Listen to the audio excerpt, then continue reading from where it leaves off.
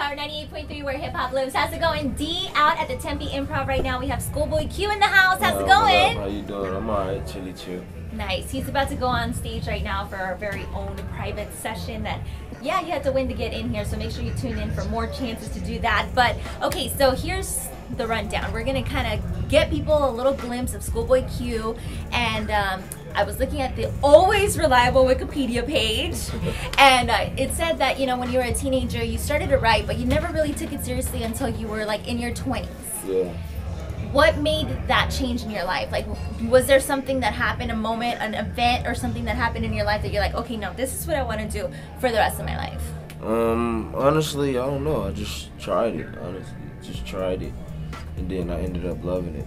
You know what I mean? And then I ran into a situation where I went to jail, and then it was just like, I had an F on my record. I'm like, felons are supposed to rap.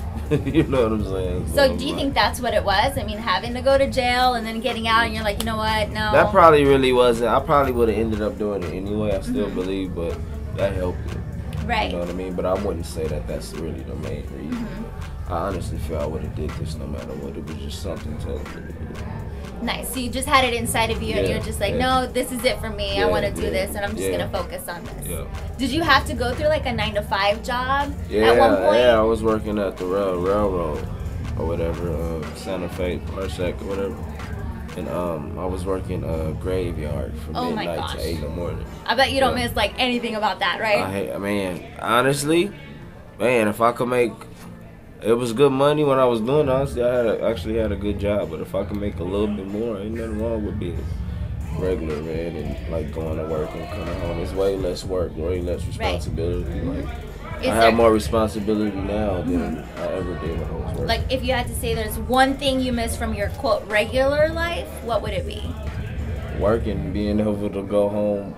I know when I'm going to go home. I know when I'm going to get paid. Right. And I know when, you know what I'm saying? Like, everything is there. Like, you know what I mean? I know everything that needs to be happening is going to happen. And I know it's going to happen. And I know it's going to, you know what I'm saying? And it's kind of like, okay, it's 5 o'clock. I'm done. Yeah. I can go it's home. over. I can go chill. home, relax. You know what I mean? Whether in this business, it's never like that. It's like, you can get a call at 3 a.m. and they're like, yo, we have a song. We need you to come in. Or we have to go here. Or change this up on the song.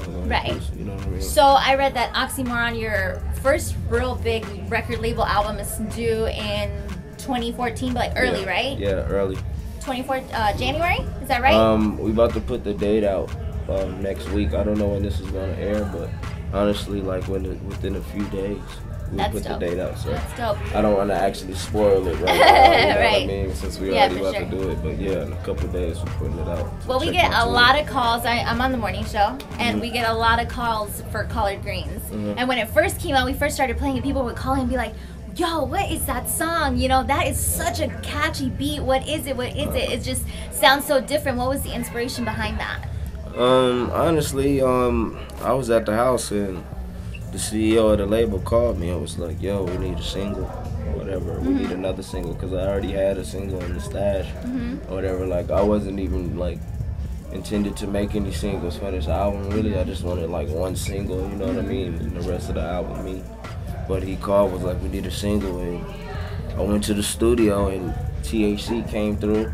I said, I need something fun. They played it, then I wrote that, and I recorded that and the song I just released a couple days ago called Man of the Year the same night. I did both of them the same night. So did you do the Man of the Year because of the whole Kendrick Lamar GQ thing? Nah, I did that song old. Oh, like, yeah. Old, early 2000s. Well, obviously, you know, y'all are in the same group and the same record label and all that.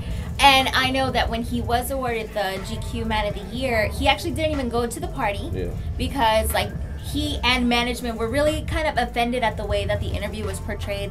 They thought it was offensive because the guy said that he was like surprised by Kendrick's discipline and the fact that they didn't have, you know, freaking women running around and all that stuff. Was that something that you felt too? Like, that's offensive. You're stereotyping us. At the end of the day, whatever the homies want to do, I'm with it. Like, I haven't even looked into it or read about it. Like, it is what it is. The homies with it, I'm with it. You know and what so, I'm saying? and same thing goes the other way around. You just told me more than what I even knew. I didn't know. So the same thing goes the other way around. If they're not with it, you're not with it either, I'm not right? with it. Like, I mean, at the end of the day, my family is all I got. Like, right. So even if they right or wrong, I'm not saying that they was right or wrong in this situation. I'm not 100% sure they was right in the situation, but even if they was wrong, I'm still going with my people. You know what I mean? Like, that's what it is. Yeah, some people were saying, oh man, you know, Kendrick is barely coming up, like he should just be appreciative of the fact that, you know, he's blowing up and that GQ would call him the Man of the Year, because we posted it on our Facebook page for Power, and all these people were commenting and stuff, and I was just like, when I read it, I thought it was offensive. Like, yeah, that is offensive to assume that somebody's gonna be drinking and incoherent and have bitches everywhere and all that stuff, and that's just not what it is, you know? Yeah, that's so, not have you ever heard a rumor about yourself that you're like, whoa, where did this come from? Yeah, all the time. I mean, like, all the time. What's the worst one that you've heard? Worst one. Probably I do Oxycontin. Oh yeah, that's like I'm a big Oxycontin user. And you're just like, that's not you. I never took Oxycontin. Like people that listen to me, like some people don't really listen.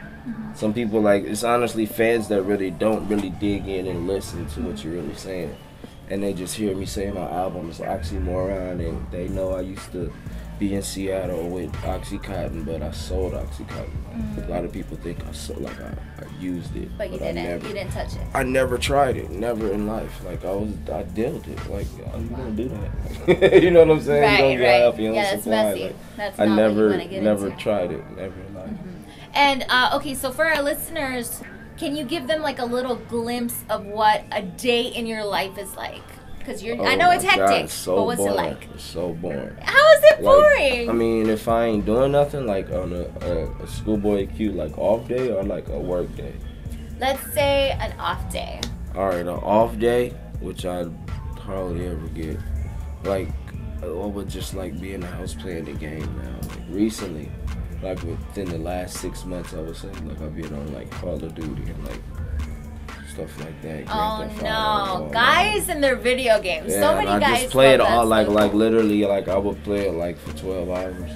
12 hours? Yeah, like 12 hey, you know hours. what? Everyone has their own thing. I like to, you know, get on Netflix and put on a TV show and just watch like 2 seasons in Saturday and Sunday, and all of a sudden I'm caught up with a TV show that started like 6 years ago. So it's bad. I done did that a few times. So you're a homebody then. When you have a day off, you're chilling. Yeah, I don't go out. I don't like go to the clubs and stuff like that. Most of I do is like the movies or something. What's the last movie you saw? Gravity. Did you like it? Yeah, it was alright.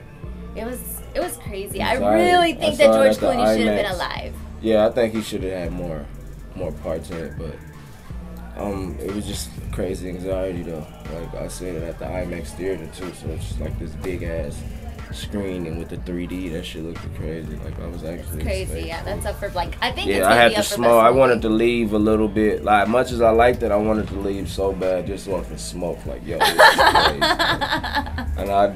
And now that I've seen that, like I praise all these astronauts that's going out there doing what they do, because that's crazy. Yeah, You're out in space, like, and there's nobody that can save you, help you.